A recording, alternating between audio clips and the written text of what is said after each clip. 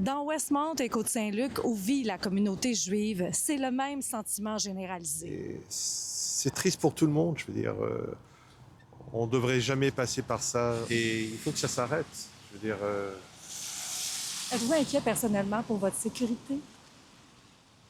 Je pense que tous les Juifs sont inquiets pour leur sécurité. Cet homme connaissait personnellement le rabbin qui est décédé. Il y a aussi un ami à lui qui se trouve actuellement aux États-Unis qui m'a parlé hier.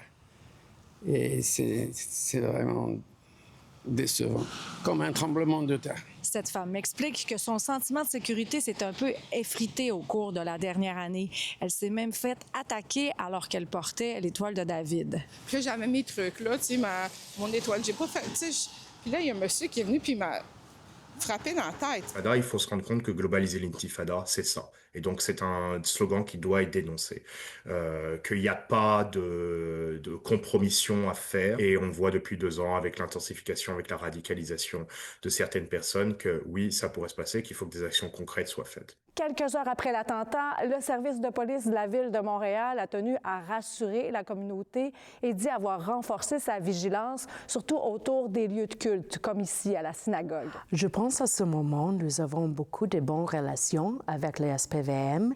À chaque soir, il y a des célébrations? Oui. L'inquiétude est d'autant plus vive parce que la communauté juive célèbre depuis hier soir la fête Hanouka. Ça consiste à allumer chaque soir lors de cérémonies une chandelle pendant 8 soirs et c'est pour célébrer, entre autres, la lumière. C'est comme Noël juste parce que c'est le même temps de l'année et c'est un temps quand tout le monde a besoin, la lumière, c'est vrai.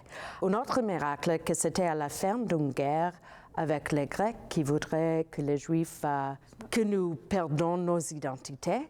Et nous avons dit non, on est fiers de qui nous sommes. Alors ce soir, ça va être la 2e nuit de Hanouka parce qu'en judaïsme, chaque jour commence aux nuits.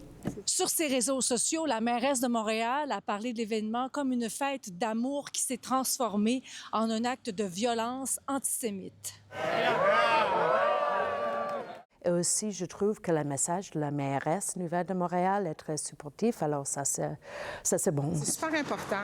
On a déjà vu des attaques envers nos écoles, nos institutions. À Montréal, Véronique Dubé, pour Nouveau Info.